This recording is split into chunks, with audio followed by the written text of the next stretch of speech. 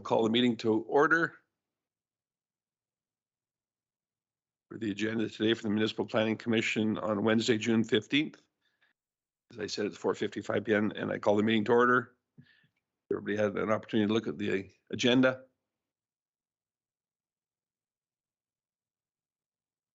Unless there's something of significant change, we can have a motion, please. I'll make the motion to approve the agenda as presented. Thank you, Member Nauchin. All those in favor? Any opposed? Thank you.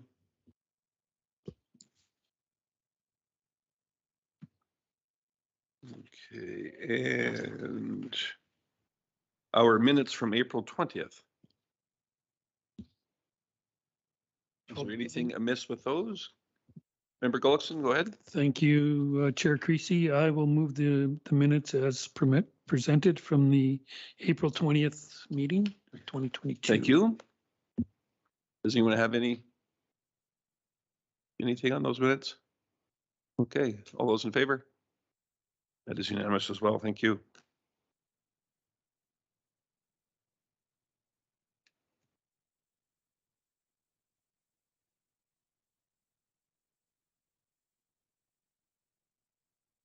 All right, so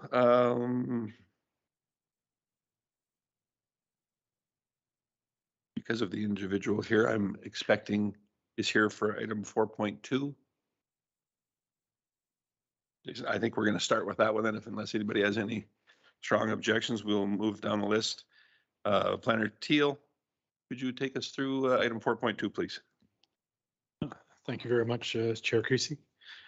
So this application is in the Mackenzie Ranch neighborhood area on 21 Mackenzie Avenue. It is an area designated R1. The proposal is to create a detached dwelling containing a secondary suite, and it also happens to be within the flood hazard area of Wolf Creek. So a couple issues for us to walk through. So first up, in terms of the single detached dwelling, we could just go to the site plan. There are no real issues in terms of land use bylaw compliance with that. It is a use that's allowed in the district.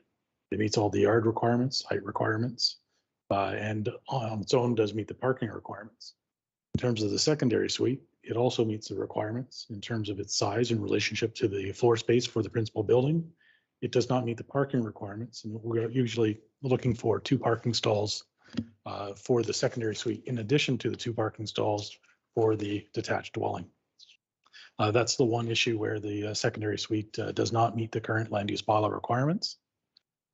The density of secondary suites, how many we allow on an individual block, is regulated in land use bylaw. It's capped at around 12%. So what that means is in the GIS, each block is broken out in the city, and we figure out how many lots are in that block, we figure out what 12% is, and the rule is once you get so much as a 0.1, you round it up to the nearest full integer. And in this particular block, it means 3 secondary suites would be allowed. There are already 2, so this would be the last that would satisfy that particular parameter if approved by a Municipal Planning Commission. In terms of the flood hazard area, it's in between, I forget which cross sections we're dealing with. As you go down Wolf Creek from upstream to downstream, the land use bylaw breaks it up into 2 different cross sections. So I identified in the report the 2 that this property is kind of in between. And what that gives us is a elevation that the design flood is expected to have. And then it also identifies an additional ½ meter above that to say this is a minimum level you have to achieve to flood-proof your basement, flood-proof your building. So the applicant has supplied from their engineer, Altera Engineering, a letter indicating that if they build to the 846.75 meter elevation, that puts them higher than the 846.57 meter elevation that we'd be looking in this particular area. So importantly, that means that all the building openings have to be above that level, including the upper stair to use the stairwell to go down into the secondary suite that is proposed. Provided that happens, this building will be flood-proofed. It doesn't mean the entire lot has to be raised to that elevation, but at least the last 4 to 5 feet as you get close to the building, all the building faces, and that stairwell opening I was mentioning has to achieve that elevation to qualify for the flood proofing. So they have demonstrated that it can be achieved. So specifically, I do want to backtrack a little bit in the report, Mayor Creasy. We do have a summary in terms of the public input that was received as we did the circulation. We received, at the time I was writing the report, 3 letters. So 1 opposed, 1 in support, and the second one that was opposed has subsequently come back and contacted the department indicating that they wish to retract their comments. That is the third one that's shown in the table. So on the on the second page that starts with "if you allow this" in terms of the collection. Speaking to the conditions, most of the conditions that you find for the report are the standard ones. I do want to draw your attention to conditions number 6, 7, and 8. Those are the ones that are very specific to the flood hazard issue, which is really what, well, I guess the secondary issue kind of sets this one apart from the average as well. So very specifically indicating that, I'm not sure we have.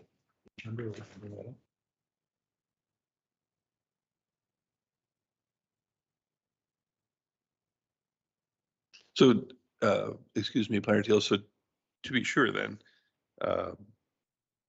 in that regard, as far as it being in the flood risk area, this property is not unique. There are many properties in this particular That is correct. street that are. Actually, it stretches quite a bit. It wraps around. This one's almost like central of a little bowl that comes down around, and the city's already approved several other houses subject to the same provisions. They have to meet that flood proofing. It could be elevating the grade of the property, like this proposal is happening, or it could mean staying out of the basement in terms of habitable space and having your electrical panel above the second, or the main floor. So condition number 6, 7, and 8. Can we just squeeze 8 on there? Is first up a warning that if you haven't flood proofed, you're not supposed to be using the basement. We do expect the applicant to follow through and flood proof. Then specifically in sub condition number 7, indicating that we're expecting upon inspection, once the building is complete, once the final grading is done, when we go out there, we should find that those elevations at 46.75 meters has been achieved.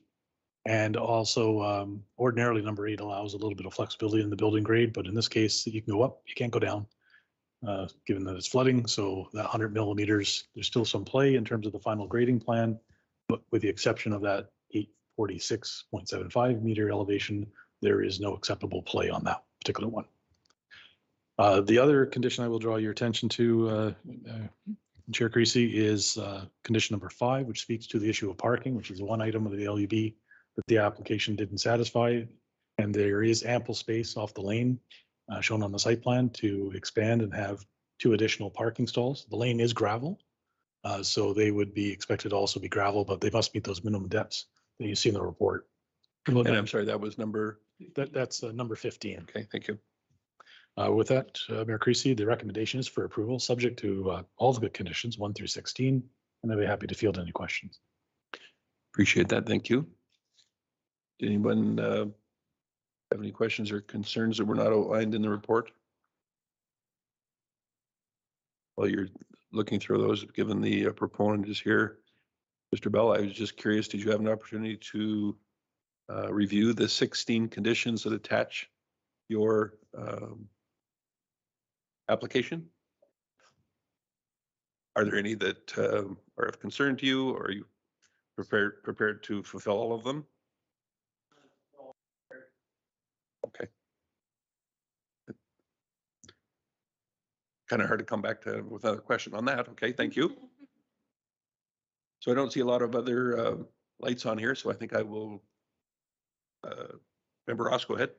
Thank you, Chair Creasy. So to reinsure that these conditions are met, they are honestly inspected. So these are ticked off one by one because, you know, sometimes through our experience in council, the conditions are slipped by. So we can, to the applicant on both sides, that these conditions are met. And during the construction, so there's nothing going to come back later, because we have at council at times came back where the conditions have not been complied to, and it's not comfortable dealing with them after. So I'm really kind of wanting to know that either through bylaw or means of planning and development that this is going to be adhered to, because like I say, we have had some examples come back to council, and then you're trying to put, you know, easements or something to mutually meet both sides. So that's my concern. Yeah, I can speak to that. So we do take a deposit on every file to make sure that certain conditions like this are made or met. And then a site inspection will demonstrate, throughout, we can go through with engineering and any other departments to get their confirmation that conditions have been met. And then we move on to ours and we conduct two site inspections actually. Once everything is checked off and it's, for sure done, then they get their deposit back and the file is closed non-compliant or compliant. If I may continue. Because like even, for example, yard fences and so forth, plan development, you have deposits on conditions of a certain development. $1,000 is squat. Like you could just lose your deposit to meet the likes of your client. It really is. Like honestly, these deposits should be 10,000, and then people would really want their money back. That is certainly outside of this particular application, more of a conversation that could perhaps be addressed to our administration from this body and then perhaps for council. But thank you for that point.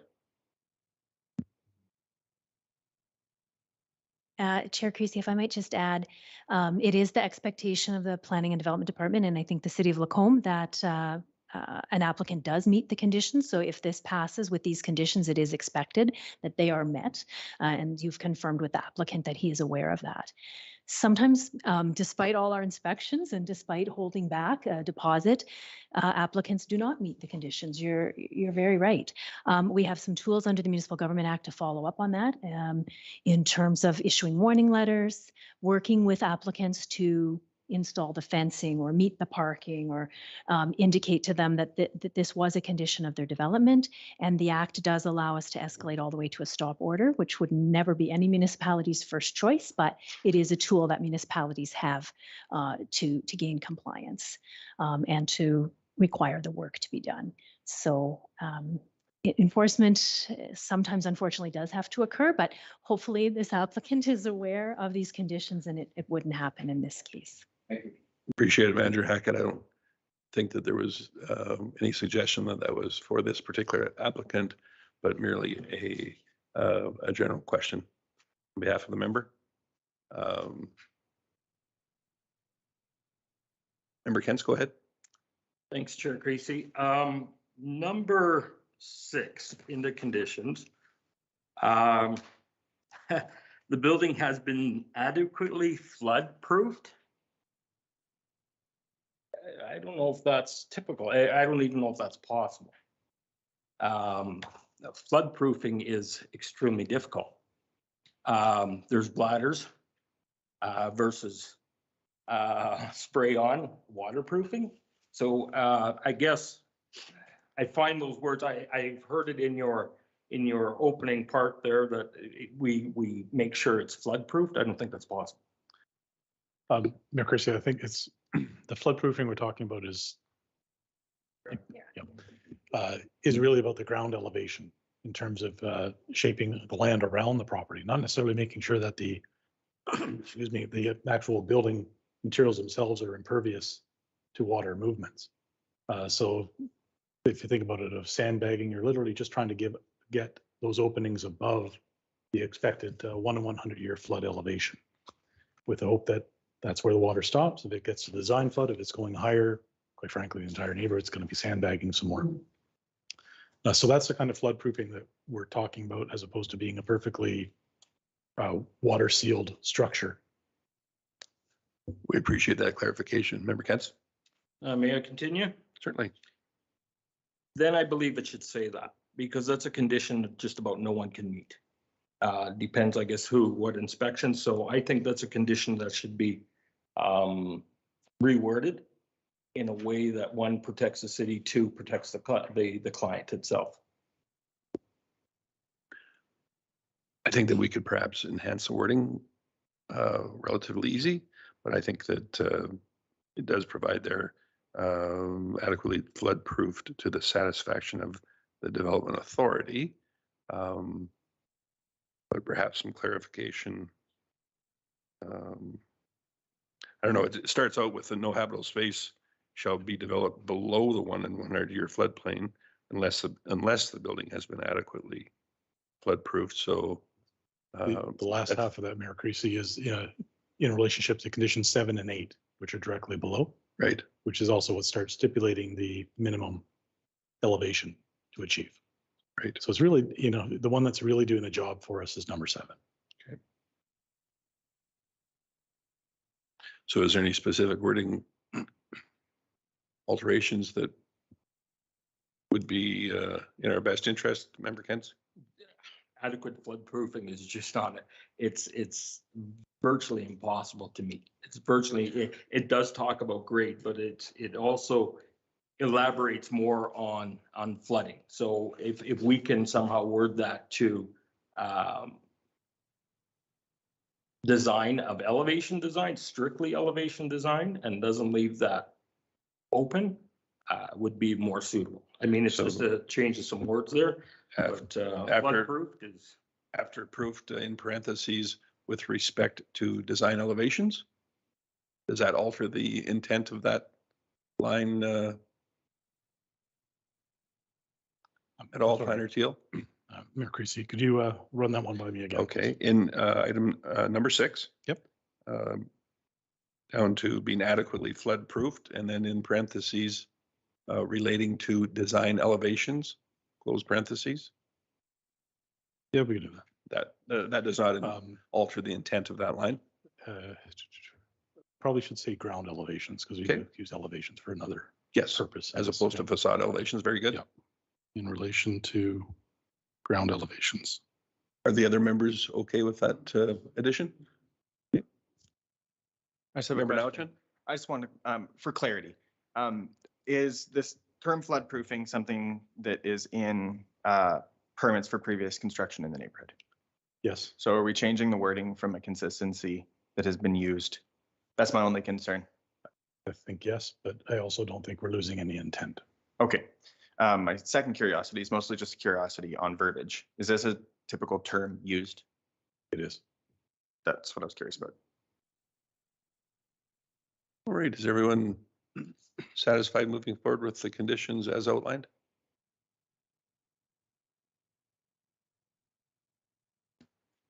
If so, I would call the question to see who is in favor of this application. We haven't had the. I'm motion. sorry, I thought there was a motion on the floor. Oh, I'll- Member Galton. I'll make the motion. Well, thank you. Yeah. That the Municipal Planning Commission approve a detached dwelling containing a secondary suite at 21 Mackenzie Avenue, Lot 83, Block 2, Plan 1420541, with the following 16 conditions as amended.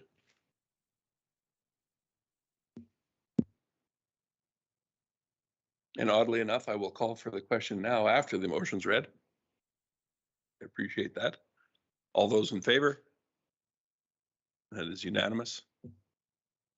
Thank you, Mr. Bell. I appreciate your patience and also the development work that you do in our community. Thank you.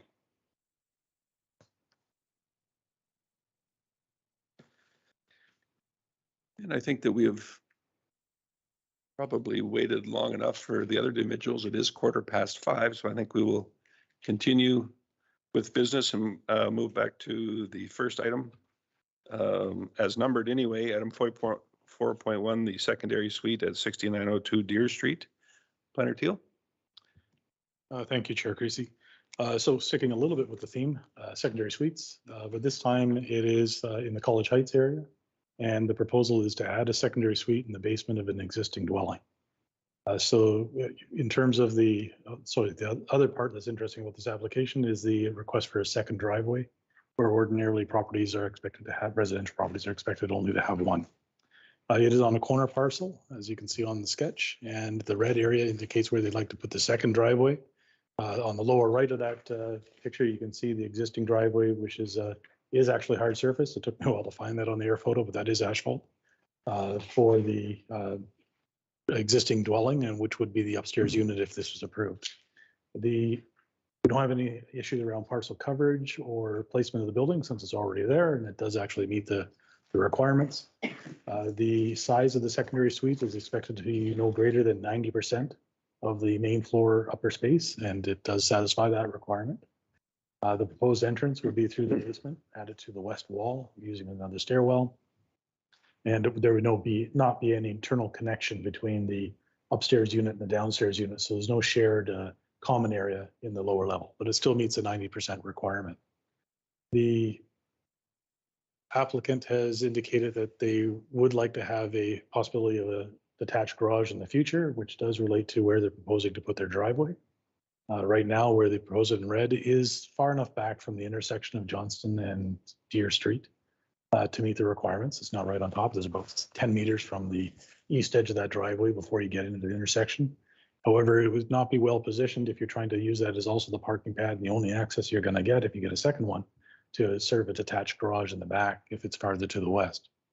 To address that, staff are recommending to give a little bit of latitude for the development officer to work with the applicant if MPC approves a permit to slide the driveway farther to the west to find a location that would meet that garage placement opportunity at the future date.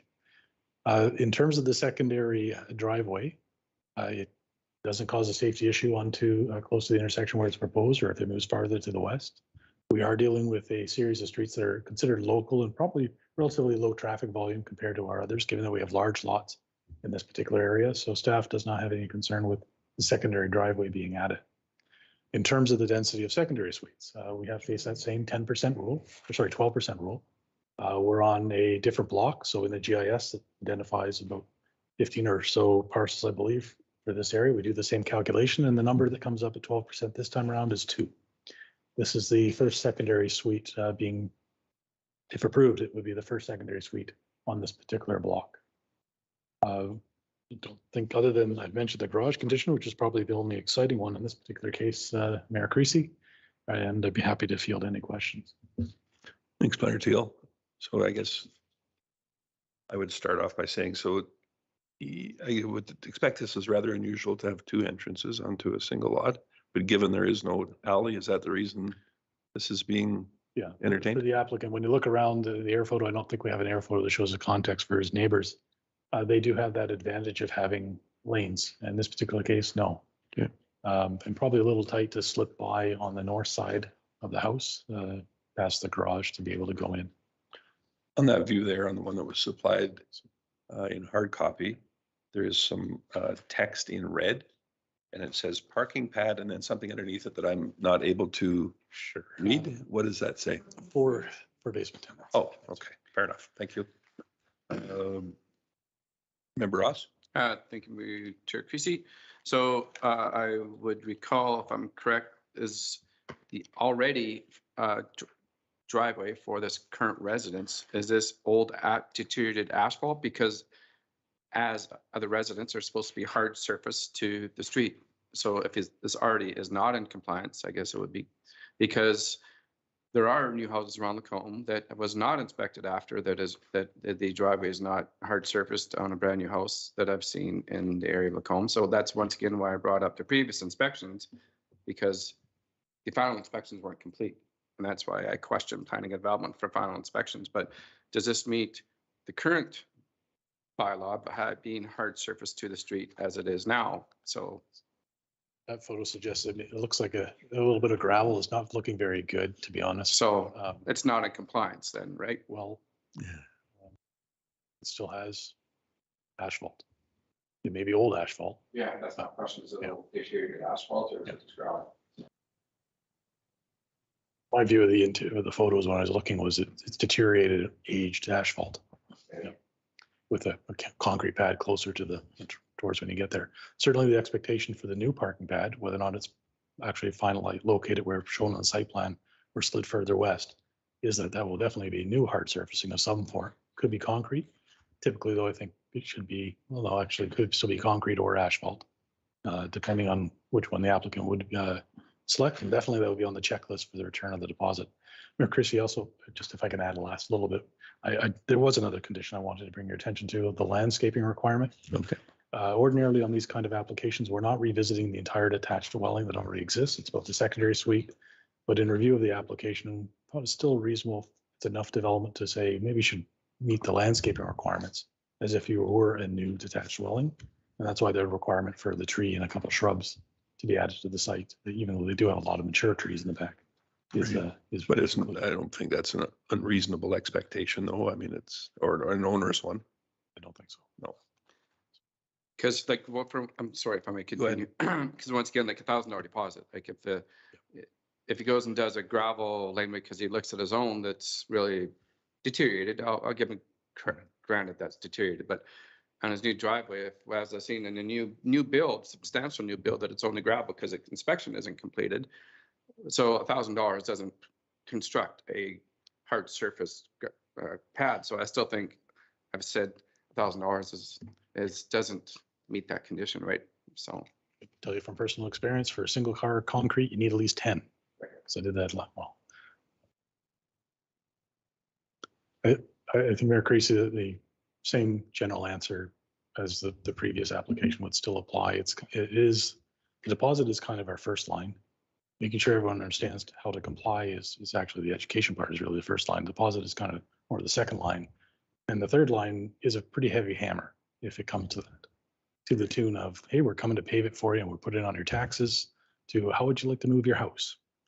And I do mean that seriously. That is why I think Manager Hackett mentioned that it's kind of a last resort, because we do have a lot of strength if need be, but it takes effort to do it properly. and it will cost it, Yes, it does. Yeah. right? Yeah.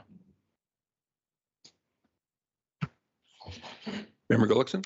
Thank you, Chair Creasy. Now the $1,000, that's our standard. Is that not correct? So we can't change that here, right? Is that true? No. I believe that is set as Yeah, policy. of exactly. So, I mean, I understand Member Ross's concerns, and I have them too on some things. There's some apartment buildings that aren't paved and so on, and different things. So I have concerns about that too. But in this case, we don't have any other tool than the existing rules, unless council makes those changes. Is that not correct? That's correct. I Yeah. think in Mayor Creasy, that last example of an apartment building, I think that would rise to the point of a hard servicing security Yeah. in those particular cases. Yeah, and it was the condos over here. I mean, there are areas, and I agree with Member Ross about that it would be nice to have a larger deposit, but we do have other options that are available to us in this circumstance especially. So I think we're okay, but we can't change it anyway.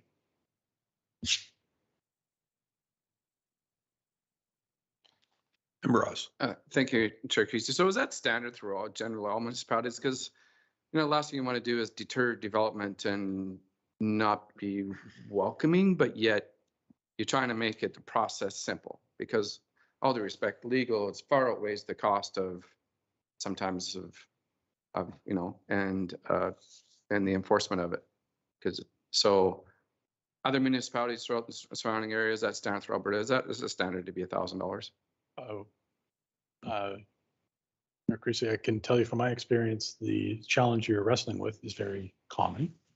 It'll vary from 1,000 to 5. I've been in some municipalities where we have this exact same debate and it's already at 5. And the flip side of that is the economic development impact in terms of whether or not you're accommodating development. A lot still put in their land use bylaws the opportunity that if it's a significant large project on both landscaping and hard surfacing, a damage deposit can be taken, usually either from 50% to 100%, to ensure compliance. And that's usually a letter of credit type system. All municipalities still have the enforcement mechanisms that we mentioned to use, and they kind of all do the same thing. It's a last resort if we have to. And I've seen others where this one's probably questionable. They take a security on the actual value of the project, including the private sector component, not just the public items, which is, so if it's an $8 million apartment building, the security calculation is based on the entire $8 million, which you really wouldn't call, if they don't do the bathrooms on the 3rd floor, you're really not going to go in and do that as a municipality. We're usually looking for things that are of public interest, of public concern, hence the parking, landscaping, completing your project, not necessarily how well you did on the interior finishings. So, I mean, certainly this is a concern, I think, of the community in general. Yeah. However, it is a balancing act. And I am thankful that the overwhelming majority of applications are fulfilled to the complete expectation of them. There are exceptions, of course, as there are in every municipality. Thankfully, they are rare. And as I said, this balancing act, perhaps a matter for discussion at a later time, but I'm not necessarily convinced that it's in our best interest to increase it dramatically to equal the cost of doing the work itself. I don't see that as being an inviting place to do business, but certainly open for discussion. Member Kents? Thanks, Mayor Creasy, or Chair Creasy. So why wasn't the existing driveway extended to the right-hand side of the garage? There's obviously lots of room. And where that driveway would just extend a little past the garage, and then the entrance to the basement is just as close. And one driveway instead of two driveways, and maintenance of two driveways versus one driveway. And then you would get a hard surfaced or a properly hard surfaced front of your home. And then there shouldn't be issue on the parking at all. Mayor Christie, I think, yes, you could accommodate the parking in the driveway in a different fashion. It's probably questionable in terms of retroactive effect going to the modifying and upgrading the existing driveway. And the other thing that would be lost in the applicant's request is the ability to use that same pad to access a future detached garage. So that's what would be lost in that particular approach. So in evaluating it, I took the approach of looking at what is the applicant asked for and what's at stake in terms of the land use model regulations and the public interest. And in my view, a second driveway is not sacrificing the public interest in this respect. Thank you for that. Anyone else? Do we have motion for consideration or any additional input?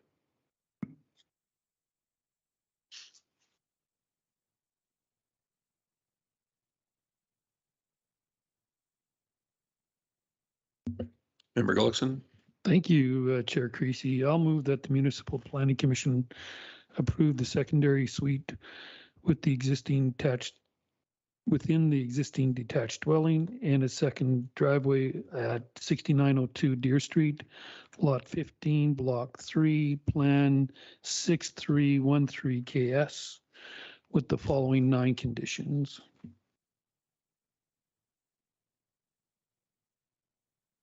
I don't have the page in front of me with the 9 conditions. Are there any unique or unusual conditions that are part of that package? Senator Teal?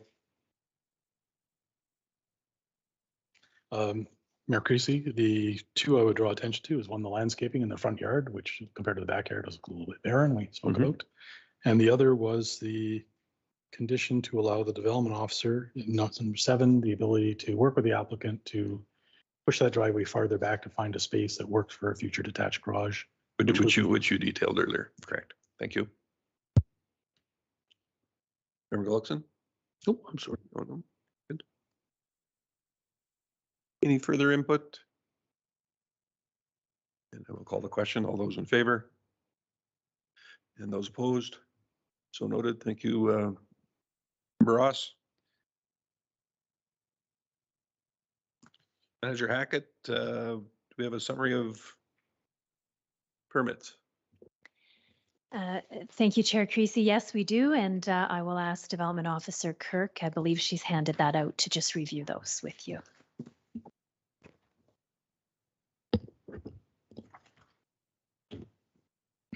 Thank you. Thanks. All right, so the first one is for home occupation 2, personal services, Nails by Hales. So obviously it's a nail salon, 54 Iron Wolf Boulevard. So 19 property owners were notified. No opposition was received. So that one was conditionally approved on May 5th and the appeal period ended on May 26th. There were no appeals, so the permit was officially issued. The second one is a discretionary use occupancy for an auto body and paint shop, FSK Paint and Collision. So they're located in Bay 11, 7102 52 Street.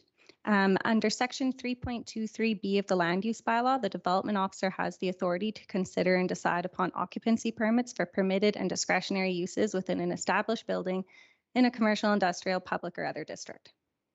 So this one went to council and was approved for a site exception on April 25th, 2022. So I've included the minutes from the council meeting herein. The occupancy permit was conditionally approved on May 6th and the appeal period ended on June 2nd. So a total of 8 property owners were notified. No opposition or appeals were received. So that permit has been officially issued. The next one is for a 0.15 meter, 33% side yard setback variance on an existing deck at 43 Hearthstone Drive. 26 property owners were notified, no opposition received. That one was conditionally approved on May 12th and the appeal period ended on June 9th. The next one is a home occupation 2 for personal services, the Urban Market. It's a hair salon. So it's at 5218 53rd Street. 17 property owners were notified, no opposition received. Conditionally approved on May 12th and the appeal period ended on June 9th. And that's it. Thank you for that. As I've said earlier, I certainly appreciate the work that goes into, especially these files that are not dealt with by this body. Streamlining things for everyone concerned, greatly appreciated. I'm just wondering in the reporting for consistency, I think that well, we know what it means when there's a conditional improvement and the period for appeal is ended. Perhaps at the end, just to state that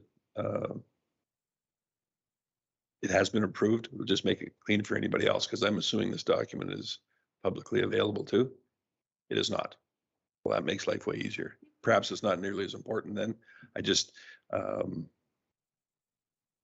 yeah, that changes things.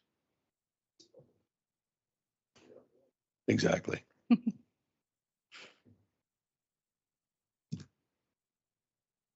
Anyone else? Very good. So we do have a scheduled meeting for the next MPC for early July on the 6th. Do we have any applications